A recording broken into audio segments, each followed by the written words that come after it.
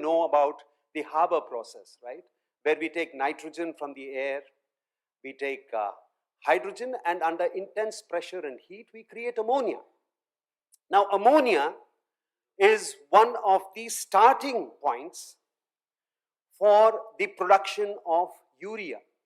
And all the companies that I can name for you today, which are very, very well-known companies, you take BASF, Bayer's, Dow Corning, Syngenta, Chinachem, Monsanto, all of these are the major fertilizer producers today of this world. And they will tell you that Haber was the man who invented a way by which we could make bread from air.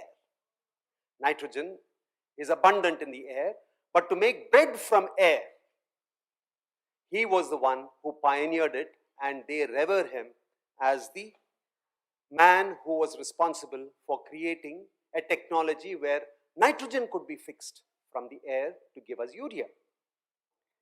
But if you look at the patent, it's not held by Haber, it's held by BASF, Badischer and Lineal Zuda Fabric, BASF. And BASF never invented this process for making urea.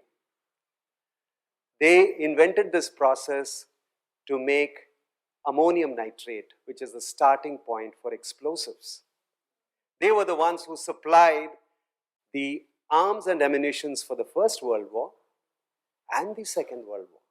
Regardless of who fought whom, BASF, Bayer's, Monsanto, Dow Corning, Syngenta, all these companies made immense profits. Haber never discovered fixing nitrogen for agriculture. You can go down and Google this. I'm not making this up. Go and Google. He did this because in the First World War, the Allies cut off the access to the guana manure, which is bird droppings off the coast of South America, which was the starting point for making explosives those days. So Haber invented this process. He didn't stop here.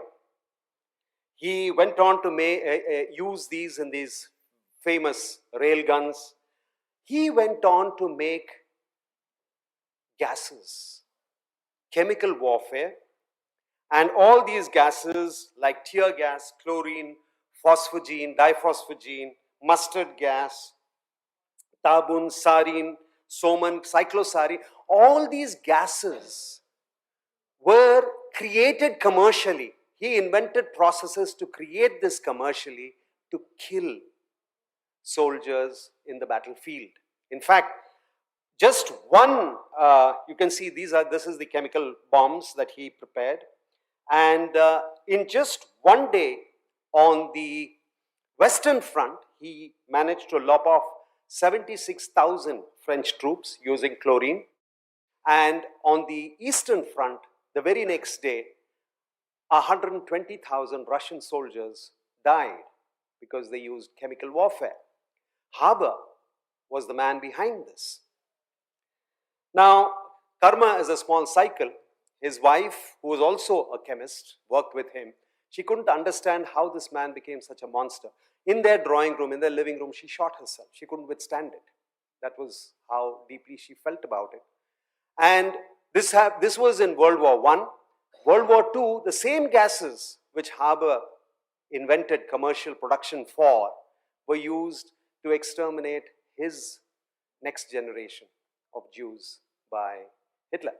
So let's understand that these chemicals, whether it's urea, whether it is NPK, or whether it's any of these chemicals that I talked about, the chemical gases, they were never meant for agriculture. All the chemical pesticides that we use today in agriculture will be tracing their origin. Their starting point will be one of these 8 gases. So what happened? The Second World War ended. All these companies were left with huge production capacities for ammonia, for these chemical gases, warfare gases, and they didn't have a market. that is when these companies said, we will teach you how to grow food. Till then, the world was growing food, but they said, we will teach you how to make bread from air.